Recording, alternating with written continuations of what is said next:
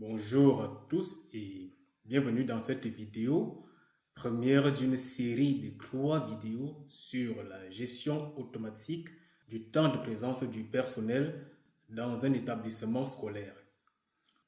Aujourd'hui, nous allons voir comment configurer rapidement et facilement votre lecteur d'empreintes afin de suivre le temps de présence du personnel dans un établissement.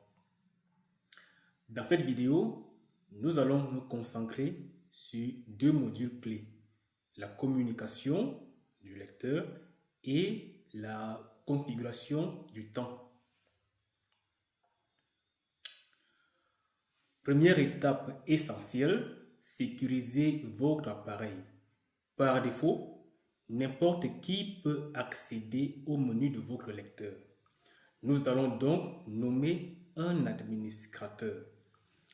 Pour cela, allez dans le menu Utilisateur, puis Ajouter.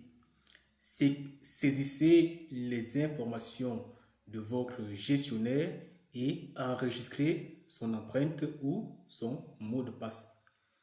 C'est ici que tout se joue.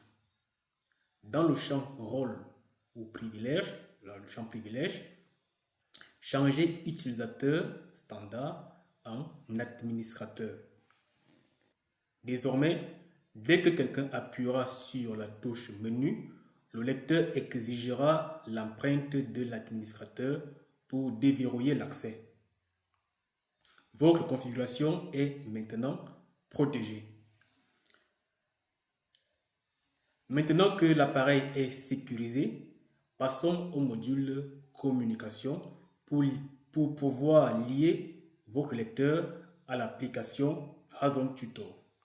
Pour y accéder, allez à Menu, Système, puis Communication. La configuration du module Communication comporte deux parties. La configuration réseau et la configuration du serveur.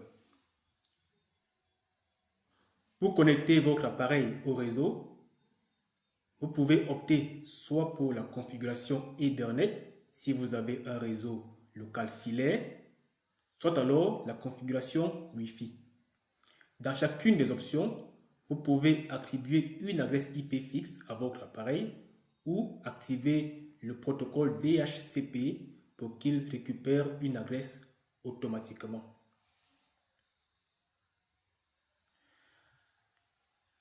La configuration du serveur. Vous devez activer le mode serveur, c'est-à-dire le positionner à oui. Saisir l'adresse IP de votre serveur ou alors l'adresse que nous allons vous communiquer, ainsi que le numéro de port. Le numéro de port par défaut est le 8080. Enfin, veillez à mettre la valeur approbation sur non.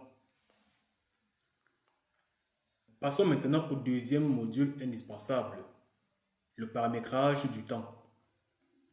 Sans une heure exacte, vos données de pointage ne valent rien. Pour accéder à ce module, à ce paramètre, allez à Menu, Système et puis Temps.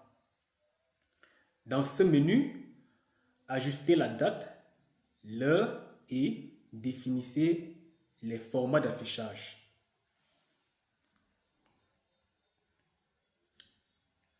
Une fois ces deux modules paramétrés, votre lecteur d'empreintes est parfaitement autonome.